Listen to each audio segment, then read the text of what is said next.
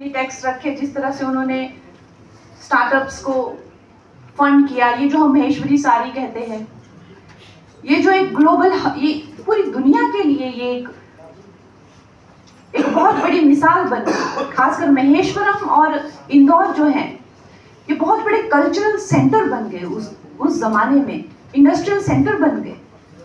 और ये अपार धन जो है उन्होंने वहां पे जुटाया, बनाया। लेकिन वो एक पहली महिला थी, मैं कहूंगी कि पहली जो वो सोच थी, जिसने भारत को टुकड़ों में नहीं देखा। भारत जबकि उस टाइम पे छोटे छोटे राज्यों में बटा हुआ था, उन्होंने भारत को इंटायरिटी में देखा। उन्होंने भारत को एक राष्ट्र के रूप में देखा। और ये सब अपने लोगों का कल्याण करने के बाद, अपने जनता का उद्धार करने के बाद उन्होंने जो पहला काम किया, ये जो हमारी स्पिरिचुअल अवेकनिंग है हमारे देश की। आज दोस्तों, हम किसी भी मंदिर में जाते हैं, हम अपने बच्चों को ये तो बताते हैं कि मुगलों ने सब उजाड़ दिया था, सारे मंदिर तोड़ दिए थे, सारी मूर्तियां तोड़ दी थी, लेकिन हम ये नहीं बता पाते हैं तो फिर आज जो सब कुछ हम देखते हैं ये कैसे है। क्योंकि ऐसे कहते हैं ना कि मिटाने वाले से बनाने वाला बड़ा होता है।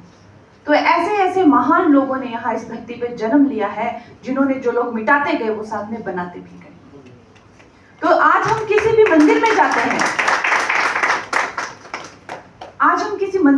हैं, चाहे उज्जैन के महाकालेश्वर चले जाइए, चाहे रामेश्वरम चले जाइए, सोमनाथ चले जाइए, आप जो भी 200 से ज्यादा मंदिरों को जिन्होंने मेंटेन किया, रिकंस्ट्रक्ट किया, रीबिल्ड किया, लेकिन उनकी स्ट्रेटजी और उनकी जीनियसनेस देखी। उसके अराउंड उन्होंने पूरा इंफ्रास्ट्रक्चर डेवलप किया, चाहे वो श्राइन बनानी हो, हॉस्पिटल बनाने हो, घाट बनाने हो, या और एक्टिविटीज, कल्चरल एक्टिविटी को इतना प्रमोट किया। तो हमारी जो बेटियां हैं, हमारी जो महिलाएं हैं, हमारी जो क्षमता है, ये हमें वेस्टर्न लोगों से नहीं सीखनी है। आजकल हमें ये फेमिनिज्म का एक झुनझुना जो है वो दिया गया है कि जैसे कि जो लोग कुछ सालों तक अपनी बेटियों को वोट नहीं देने देते थे, वो हमें सिखाते हैं कि महिला सशक्तिकरण क्या होता है। महिला सशक्तिकरण अगर हमें सीखना है तो हमें अहिल्याबाई जी से सीखना है, गुणों का भंडार है वो।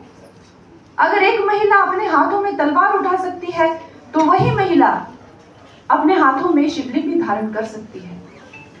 अगर एक महिला जो है वो राजगद्दी पर बैठकर राजपाट संभाल सकती है, तो वो महिला भी, जैसे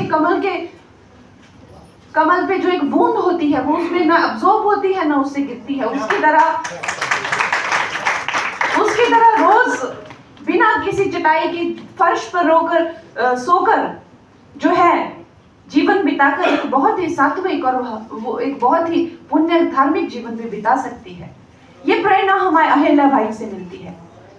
वेस्टर्न संस्कृति ने तो अपनी जितनी दुर्दशा, मेरा ये मानना है और मेरा बड़ा ही पर्सनल ओपिनियन है कि जितनी दुर्दशा इस वक्त वेस्टर्न महिलाओं की है, शायद ही विश्व में इतनी दुर्दशा किसी महिला की होगी। उनको बिल्कुल अकेला कर दिया गया है, उनको बिल्कुल समाज से दूर कर दिया गया है। वो आती हैं घर में, उनके बच्चे जो हैं वो नैनीज के पास रहते हैं, उनको पति से, बच्चों से, समाज से पूरी तरीके से दूर कर दिया गया है। और वेस्ट में हर सेकंड और थर्ड पर्सन जो है साइकाइट्रिक मेडिकल प्रिस्क्रिप्शन पे है। हमें उनसे कुछ सीखने की जरूरत नहीं है दोस्तों। हमारी बेटियों को, हमारी महिलाओं को अगर कोई चीज जो है वो गाइड कर सकती है, वो है हमारी सनातन संस्कृति।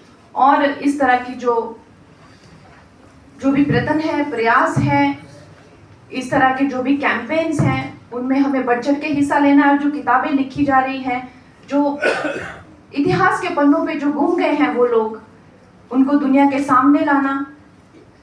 और इसमें जो भी प्रयास हैं, चाहे वो आरएसएस के, चाहे वो भारतीय जनता पार्टी के हैं, उसमें हम लोग भी जुड़े हैं। हम चाहेंगे जितने और हमारे साथ जुड़ सके।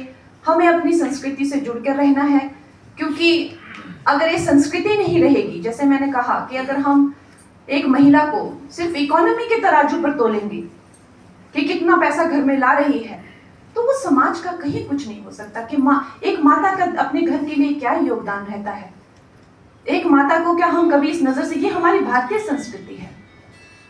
और इस संस्कृति का जो है सबसे बड़ा उदाहरण अहिल्याबाई है। जैसे कि इन्होंने कहा कि जो भी विचारधारा हमें ये सिखाती है कि हमें पुरुषों से या किसी दूसरी महिला से कंपटीशन करना है, वो विचारधारा निश्चय ही किसी भी समाज को नष्ट करने का जो है वो प्रभाव रखती है। महिलाओं का काम पुरुषों से कंपटीशन करना है, दूसरी महिलाओं से कंपटीशन करना नहीं है। ये जो फेमिनिज्म हमें सिखाता है, मेरी सैलरी कितनी है, मेरे में भी दम है, मैं भी लोहा उठा सकती हूँ, ये हमारी भावना नहीं है। आप देखिए अहिल्याबाई जी का कितना अच्छा एग्जाम्पल दिया, जब उन्होंने कहा कि जो भी है ऐसा कोई पुरुष जिसमें इतना पुरुषार्थ हो, जो यहाँ के जितने भी जो, जब एक धार्मिक महिला, कोमल विचारों वाली महिला गद्दी पे होती है तो निश्चय ही इस तरह के जो आतंकी जो है उठ खड़े होते हैं। तो उन्होंने ये कहा कि जो भी इन सब के खिलाफ उठेगा, आवाज उठेगा, वो उसका विवाह मैं अपनी बेटी से। तो महिलाओं में ये क्षमता रहती है कि वो पुरुषों को भी गाइड करके, जो मैस्कुलिन का जो ट्रू नेचर है उसे भी समाज के प्रति जो है वो गाइड करके, अग्रसर करके उसे भी समाज के कामों में ला सकती है। तो महिलाओं का काम है, हमारी संस्कृति और अहिल्याबाई जी का जीवन हमारे लिए ये प्रमाण है कि महिलाओं का ये दायित्व है कि सबसे पहले तो वो अपनी फुल पोटेंशियल में टैप इन करें और उसके बाद वो पूरे समाज का मार्गदर्शन करें। और इनकी जो जीवन है हमें यही प्रेरणा देता है। और इनके जीवन से जो है, जो मैं हमेशा कहती हूँ कि अगर हम ह्यूमन ब्रेन एक कंप्यूटर की तरह होता है, उसमें कोई जीपीएस सॉफ्टवेयर नहीं डालेंगे तो पता कैसे चलेगा कि कहाँ जाना है।